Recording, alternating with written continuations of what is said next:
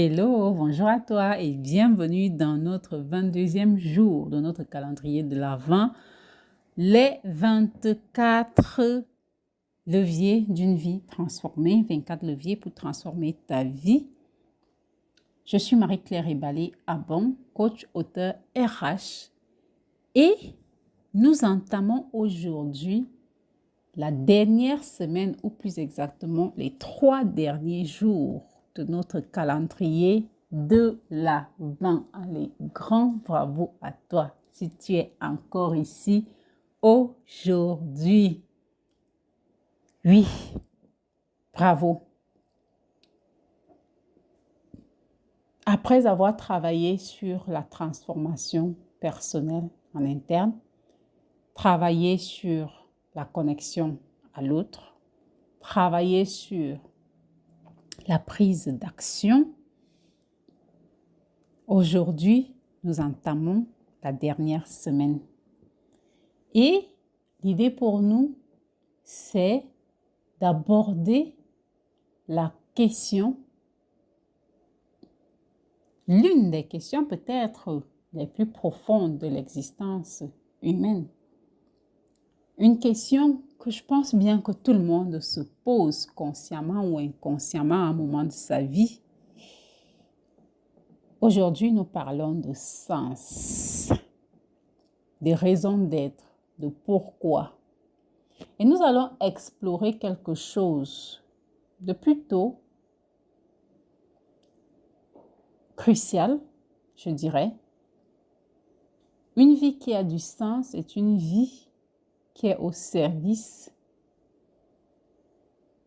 de plus grand que soi, une vie qui est au service des autres. Ce n'est pas une injonction morale, hein? Ce n'est pas un tu devrais, ce n'est pas une observation profonde sur la nature ou l'obligation d'être de chaque être humain. Non.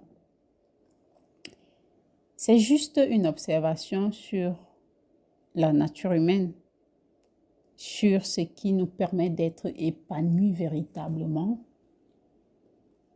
sur qui nous sommes. Parce que paradoxalement, c'est parfois en sortant de nous-mêmes que nous nous retrouvons vraiment. Et c'est en servant quelque chose de plus grand que soi, c'est en servant les autres qu'on devient plus grand ou qu'on incarne la personne qu'on désire être. Alors, imagine 2 personnes qui ont exactement la même vie extérieure. Même maison, même salaire, même routine quotidienne, même confort matériel. Une femme, 3 enfants, 2 filles et un garçon. Tu as compris le tableau. La personne A s'appelle Adrien. Il se réveille chaque matin sans vraiment savoir pourquoi. Il fait ce qu'il doit faire. Il accomplit ses tâches. Il survit. Mais il ne vit pas vraiment. Adrien vit un jour sans fin. Le soir, il se demande, c'est tout? Toute cette journée? Toute cette énergie dépensée, pourquoi? Il y a un peu comme un vide, une sensation que quelque chose manque, mais il ne sait pas pourquoi. Et puis, il y a la personne B. B, disons que B, c'est Boris. Il se réveille chaque matin en sachant exactement pourquoi il se lève de son lit. Il sait pourquoi il fait ce qu'il fait. Son travail n'est pas juste un job, c'est une contribution pour lui. Ses actions ont un impact qu'il peut voir, ressentir, qu'il recherche même. Il se sent connecté à quelque chose de plus grand que lui. Et cette connexion donne du poids, de la saveur, de la valeur, un sens à tout ce qu'il fait. Quelle est la différence fondamentale entre ces 2 personnes? Bah, tu l'as trouvé, c'est juste du sens. Adrien vit pour lui-même. Ses actions tournent autour de sa survie, son confort, ses besoins immédiats. Je me moi-mais. Et paradoxalement, justement, cette vie centrée sur lui le laisse vide. Boris vit quelque chose de plus grand. Il sent qu'il fait partie d'un tout et qu'il contribue à quelque chose de plus grand que lui. Que sa vie sert, que son existence a un impact au-delà de lui-même. Et cette connexion à quelque chose de plus grand que lui le remplit d'une manière que rien de matériel ne pourrait faire. Maintenant, parlons de toi. As-tu un sens clair à ta vie? Un pourquoi qui te fait vibrer, une contribution qui te dépasse? Ou est-ce que, comme Adrien, tu tournes un peu en rond dans ta propre bulle, accumulant des choses, cochant des cases, mais ressentant un vide persistant? C'est comme cette personne qui se réveille un jour et qui te dit, il y a quelques années, j'avais tout réussi, belle carrière, bon revenu, belle reconnaissance, belle maison, bel accomplissement, mais je me sentais profondément vide parce que rien de ce que je faisais ne servait vraiment. Je construisais quoi? Mon ego, mon compte en banque, mon image sociale. Les gens m'enviaient, mais je n'enviais rien et je n'étais fière de rien de ce que j'avais accompli.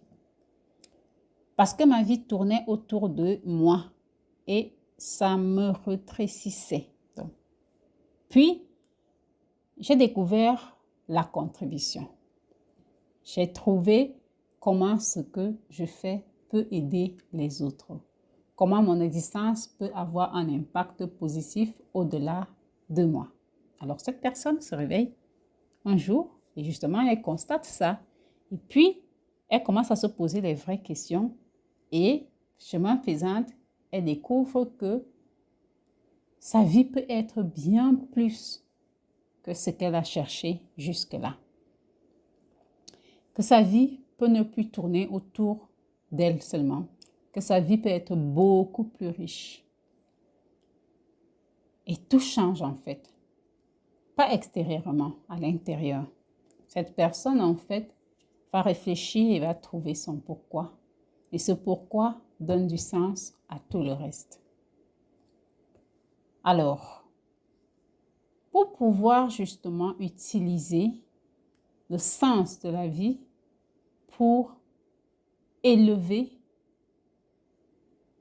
la qualité de notre vie, transformer notre vie, il nous faut d'abord comprendre pourquoi le sens est essentiel. Viktor Frankl, le psychiatre et survivant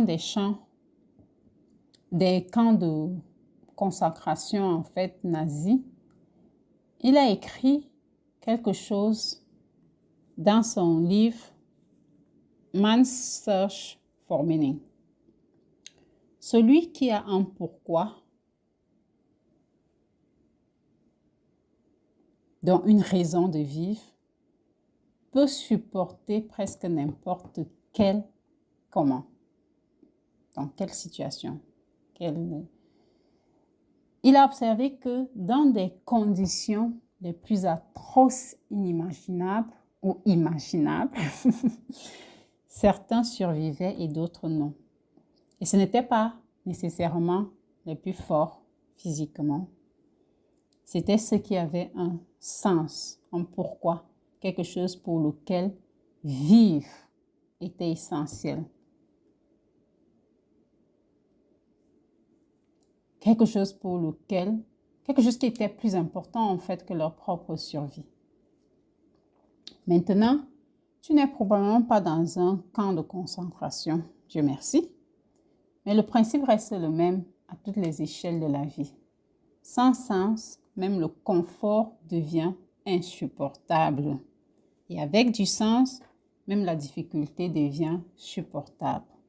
C'est pour ça que certaines personnes objectivement privilégiées sont profondément malheureuses et sont tout le temps en train de s'auto-saboter. Elles ont tout sauf un pourquoi, sauf un sens. Elles ne contribuent pas à grand-chose. Ou alors ce à quoi elles contribuent n'est pas connecté à leur pourquoi. Et c'est pour ça que d'autres, vivant avec peu, peuvent être en train de rayonner parce qu'elles savent pourquoi elles sont là.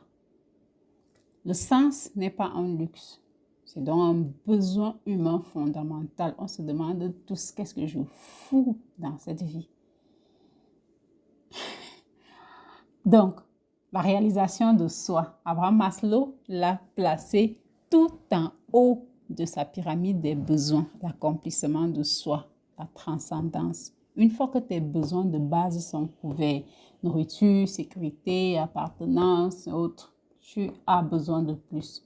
Tu as besoin de sentir que ta vie sert à quelque chose, que ton existence a un impact, que tu contribues et que tu laisses une marque. Sans ça, tu as beau avoir un corps nourri, une maison confortable, des relations, ton âme a faim. Donc, tu n'as pas besoin d'être Mère Teresa, même si je l'adore. Bref, pas adorer dans le sens adoration. Je l'apprécie beaucoup, je l'admire, je la respecte. Ou Gandhi, que j'admire, que je respecte aussi. Ou Nelson Mandela, que j'admire, que je respecte aussi, pour avoir un sens. Non, tu n'as pas besoin d'être eux. Ton sens peut être d'être un parent présent et aimant qui élève des enfants épanouis. Et c'est tout. C'est ton sens, c'est comme tes valeurs qu'on a vues hier. C'est ton sens, ce n'est pas le sens de quelqu'un d'autre. Ton sens peut être de créer de la beauté à travers ton art. Même si peu de gens le voient, c'est ton sens. Ton sens peut être d'être cette personne-là, ce collègue-là qui rend le bureau plus humain, plus chaleureux, plus agréable. C'est ton sens. Ton sens peut être d'enseigner, d'aider les autres à grandir, de soigner, de construire, de nourrir, d'inspirer, de faire rire. Le sens n'a pas besoin d'être grandiose, il a juste besoin d'être réel. Et de dépasser ton propre périmètre de je, me, moi, mais, mon.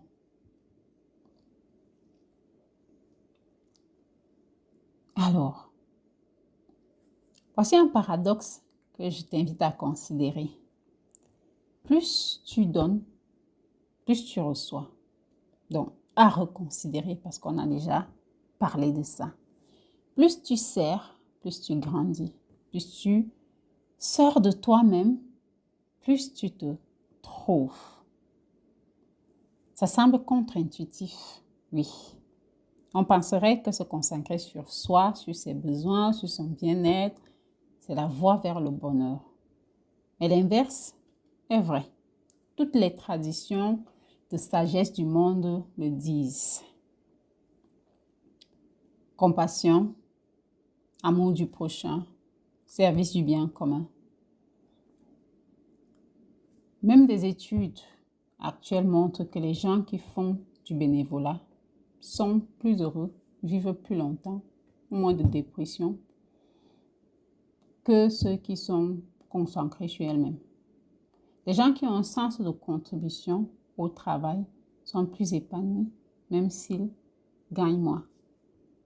Les gens qui donnent de leur temps, de leur argent, de leur talent, sont plus satisfaits de leur vie que ceux qui passent le temps à accumuler, qui ont l'impression qu'ils n'ont jamais assez.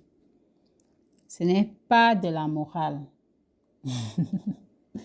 C'est juste des constats de la vie, de la psychologie. Pourquoi ça marche comme ça? Parce que l'ego seul ne peut jamais être satisfait. Si tu vis uniquement pour toi, tu es dans une quête sans fin. Plus d'argent, plus de reconnaissance, plus de plaisir, plus de pour moi. Et ça ne suffit jamais parce que l'ego a un trou béant. Tu peux le remplir indéfiniment, il reste toujours vide. Mais quand tu contribues, tu te connectes à quelque chose de plus grand que toi. Et cette connexion, en fait, te remplit d'une manière que l'ego ne pourra jamais, au grand jamais, atteindre. Pense à un moment où tu t'es arrêté pour vraiment aider quelqu'un, où tu as eu un impact positif visible dans la vie d'un autre être humain, où tu as contribué à quelque chose de plus grand que toi. Comment tu t'es senti? Probablement plein, vivant, connecté, aligné, utile. Ce sentiment, c'est le sens en action. En donnant, tu ne te vides pas, tu te remplis. Parce que donner active quelque chose de profond en toi, ton humanité, ta connexion aux autres, ton rôle dans le grand tout en fait. Je ne dis pas que tu dois te sacrifier, attention, je ne dis pas de t'oublier complètement pour les autres. On a parlé de ça à la première et à la deuxième semaine, non. Je ne t'invite pas à devenir un martyr non plus.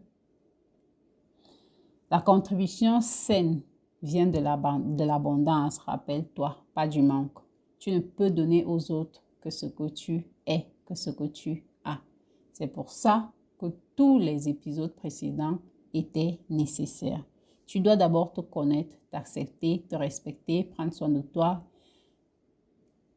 apprendre à vivre avec les autres, vivre selon tes valeurs. Et ensuite, depuis cette base, tu peux contribuer. Non pas par obligation, non pas parce que ça te donne un boost d'énergie qui fait en sorte que ça devient comme une drogue, mais tout simplement par débordement naturel. Parce que tu as quelque chose en abondance que tu veux partager avec les autres. Donc, comment est-ce que tu identifies ton pourquoi et le comment? Voilà. Parce que parfois, on est en dissonance parce que on fait effectivement ce qui fait sens pour nous, mais la manière dont on le fait est en dissonance avec qui on est, ses valeurs et autres. Donc, comment on le fait? La première question que tu dois te poser, c'est qu'est-ce qui me fait vibrer? Pas ce qui devrait en fait te vibrer. Ce qui te fait vraiment vibrer, ce qui te donne l'impression d'être en vie. Quand tu fais quoi, tu te sens vivant, aligné, dans le flot. Tu peux te perdre dedans. Quand tu enseignes, quand tu crées, quand tu soignes, quand tu construis, quand tu amènes d'autres personnes à être inspirées, quand tu organises, quand tu protèges, quand tu nourris, c'est quoi qui te donne de vibrer? Ce qui te fait vibrer, c'est un indice de ton sens. Quel problème du monde te touche particulièrement? Question numéro 2. Qu'est-ce qui te révolte? Qu'est-ce qui te brise le cœur? Qu'est-ce que tu aimerais voir changer dans le monde? Si on te donnait un panneau publicitaire dans un train ou dans un bateau ou dans un véhicule qui va faire le tour du monde et qu'on te demandait de écrire un message sur ce train, sur ce véhicule, sur ce bateau, sur cet avion qui va faire le tour du monde, quel est le message que tu écrirais?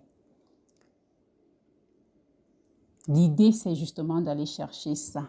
Qu'est-ce qui te révolte? Qu'est-ce qui te brise le cœur? Qu'est-ce que tu aimerais voir changer dans le monde? L'injustice, la souffrance, l'ignorance, la maladie, la solitude, la famine, le manque de beauté, la destruction de l'environnement, la méchanceté. Bref, choisis ce qui te touche véritablement et qui suscite en toi l'envie d'agir pour changer ça. Pas juste l'envie de te plaindre. Cette sensibilité particulière que tu as vis-à-vis de ça indique où justement ta contribution peut être la plus réelle, la plus vraie, la plus authentique. Question numéro 3. Si l'argent n'était pas un problème et le temps non plus, qu'est-ce que tu ferais? C'est une question classique. Je crois qu'on t'a posé cette question plusieurs fois. Si tu avais déjà toute la sécurité financière et que tu avais tout le temps dont tu as besoin, comment passerais-tu tes journées? À quoi consacrerais-tu ton temps, ton énergie, ton attention? Cette réponse révèle souvent ton sens profond. Débarrassé des contraintes de survie, qu'est-ce qui reste? C'est la vérité vraie. Question 4. Quelle trace veux-tu laisser? De quoi veux-tu? Comment veux-tu qu'on se souvienne de toi? Imagine que tu as 90 ans. Tu regardes ta vie en arrière. Qu'est-ce qui te ferait dire ma vie a compté? J'ai fait la différence. Quel impact veux-tu avoir eu? Sur qui, sur quoi? Comment, pourquoi voudrais-tu être remercié en fait? Ta réponse à cette question en fait te permet justement de voir ce que concrètement, profondément au fond de toi, tu veux faire. Maintenant, voici ce qui est important à comprendre.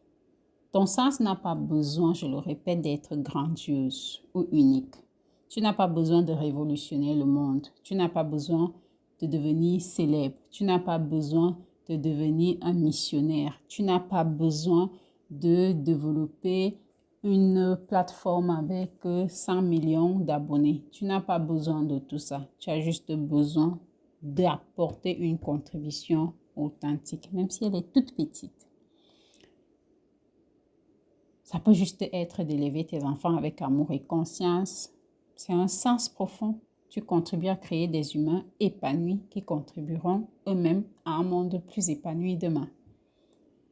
C'est toi qui choisis ce qui est ton sens. C'est là où ton talent, en fait, va rencontrer un besoin du monde.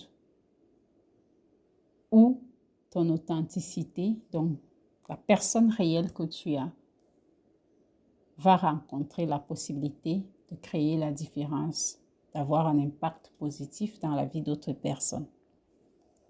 Et souvent, ce n'est pas une grande chose. C'est peut-être plusieurs petites choses. C'est un tissage de contribution dans différents domaines de ta vie. Tu contribues dans ton travail, dans ta famille, dans ton quartier, dans ton art, dans ta communauté, dans tes interactions quotidiennes. Le sens, ce n'est pas juste une chose ou une destination unique. C'est parfois juste une orientation sur la façon d'être, sur la façon de vivre en fait. Alors,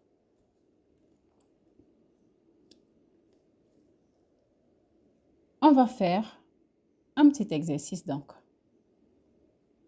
On va répondre, première étape, on va répondre à 4 questions. Prends une feuille, divise-la en 4 sections, une pour chaque question et réponds honnêtement et sans filtre aux 4 questions qu'on s'est posées tout à l'heure. Qu'est-ce qui me fait vibrer? Vraiment vibrer? Quel problème du monde me touche particulièrement? La première question, tu listes au moins 5 choses. La deuxième question, tu listes 3 à 5 choses. Si l'argent n'était pas un problème, qu'est-ce que je ferais? Sois très précis. Quelle trace est-ce que je veux laisser? Pourquoi est-ce que j'aimerais être remercié? Imagine ta vie à 90 ans et réponds à cette question. Prends ton temps. C'est probablement les questions les plus importantes auxquelles tu auras à répondre aujourd'hui. Au moins. Donc, prends ton temps. Ensuite, identifie les patterns. Maintenant, regarde tes réponses. Y a-t-il des thèmes qui reviennent? Des fils conducteurs? Par exemple, tu as écrit « J'aime enseigner »,« J'aime voir les gens comprendre »,« J'aime quand quelqu'un, en fait, je vois comment quelqu'un a saisi quelque chose, la lumière qui s'allume dans le regard de quelqu'un quand il a compris. Si l'argent n'était pas un problème, je serais un mentor. Mon sens va tourner peut-être autour de la transmission, de l'éducation, de l'accompagnement. Tu as écrit peut-être la souffrance des autres me touche. Tu vas peut-être dire, ou on prend un exemple simple, la souffrance des animaux me touche. Tu vas peut-être commencer, j'aime la nature, je veux laisser un monde plus respectueux de ce qui est vivant. Ton sens va tourner autour de la protection, de l'environnement, de la connexion au vivant, de la protection de la vie.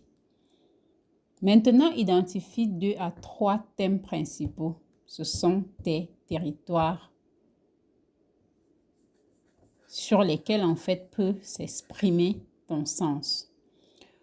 Étape 3, il faut formuler maintenant ton pourquoi.